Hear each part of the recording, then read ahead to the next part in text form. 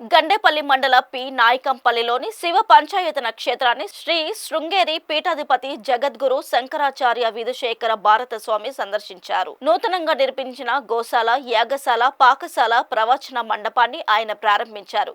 ఈ సందర్భంగా మండపంలో ఉన్న గోవులకు పూజలు చేసి గోగ్రాసం తినిపించారు. యాగశాల వద్ద స్వామివారికి వేద పండితులు పూజలు నిర్వహించారు. ఈ సందర్భంగా తత్వం చారిటబుల్ ట్రస్ట్ వ్యవస్థాపక అధ్యక్షులు శ్రీనివాస బంగారయ్య శర్మ ఆధ్వర్యంలో నిర్వహించిన ఈ కార్యక్రమంలో శంకరాచార్యులు మాట్లాడారు. ఒకే పరమాత్మ వివిధ దేవతల రూపాల్లో మనకి దర్శనమిస్తుందని జగద్గురు ఆది శంకరాచార్యులు వారు చెప్పారన్నారు. దేవతలను ఒకే పీఠంలో ఉంచి పూజించే పద్ధతిని శంకరాచార్యులు తీసుకొచ్చారని చెప్పారు. తమ భేదాలు ఉండకూడదని తమ గురువు చెబుతూ ఉండేవారని స్వామి అన్నారు. సభ అనంతరం స్వామీజీ కాట్రావులపల్లి మీదుగా జగ్గంపేట మండలం ఇరిపాక గ్రామంలో ఉన్న జ్యోతిర్లింగాలను దర్శించుకున్నారు. జగ్గంపేట ఎమ్మెల్యే జ్యోతుల నెహ్రూ ఆధ్వర్యంలో ఏర్పాటు చేసిన సభలో ఆయన ప్రసంగించారు. ఈ కార్యక్రమంలో జగ్గంపేట ఎమ్మెల్యే జ్యోతుల నెహ్రూ, చైతన్య విద్యా సంస్థల చైర్మన్ చైతన్యరెడ్డి, గ్రామ నాయకులు మల్లిరెడ్డి పాపారావు, ఎస్వీఎస్ అప్పలరాజు, మండల అధ్యక్షులు పోతుల మోహన్ రావు తదితరులు పాల్గొన్నారు.